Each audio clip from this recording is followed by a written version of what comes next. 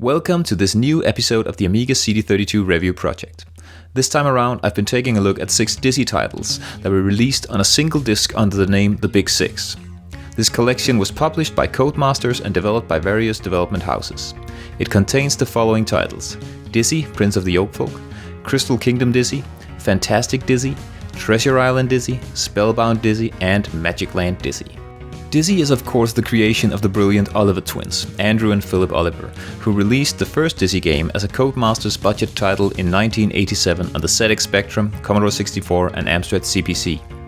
This first game, which is in fact not included on this collection, was voted the 5th best ZX Spectrum game of all time in a special issue of Your Sinclair magazine in 2004, so the pedigree of these games is definitely in order.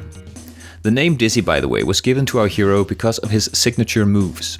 Rather than jumping, Dizzy does a somersault, and he often rolls around on the ground as well. Of course he's dizzy, who wouldn't be?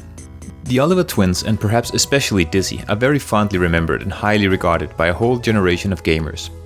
Funnily enough, as I'm writing this, there's an event taking place at the Computer Museum in Cambridge, where the Oliver twins are unveiling a new NES game in the series called Wonderland Dizzy, as well as a book by Chris Wilkins called The Story of the Oliver Twins. For those few of you out there who don't know, Dizzy games are all quite similar in nature. You control this anthropomorphic egg called Dizzy as he goes on adventures, typically involving rescuing his girlfriend Daisy in some fairy tale inspired land. The game sees you running around the world collecting objects to solve rather simple object puzzles. In true adventure game fashion, you need to talk to all the characters you encounter along the way to find out more about the world and about the puzzles you need to solve to progress. Navigating the world is done in pure platforming fashion, with the older games being traditional flip-screen platformers. The platforming is not the meat of the games here though, the adventuring is where it's at. I am a Dizzy fan, but I have to admit that picking up the Dizzy games after all these years wasn't all smooth sailing.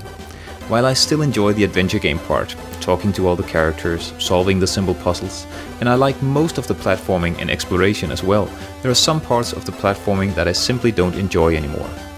Those one-hit kills when you land in a puddle, touch some insect and so on and so forth.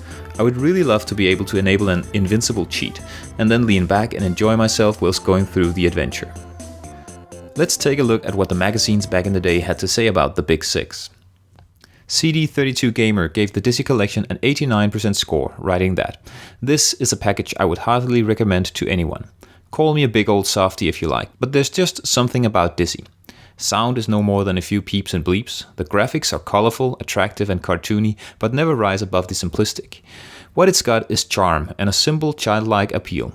When you're in a stressed out mood, you can sit down in front of any of the games on the CD and relax. It won't tax your reactions, it won't even tax your brain. Well, not much anyway.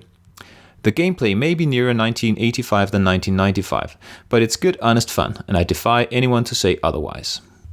Amiga Power only wrote a tiny little piece on this publication, but they gave it a 90% score, so they definitely like their Dizzy, just like I do. Taken as a release from 1995, this is in no way an overwhelming package. But taken as what it really is, a collection of classic titles from the late 80s and very early 90s, re-released so that you can enjoy them in your living room on the big screen with a controller in hand. This is a package I highly recommend that you grab if you're a Dizzy fan. I give this collection of games a 4 out of 5 score.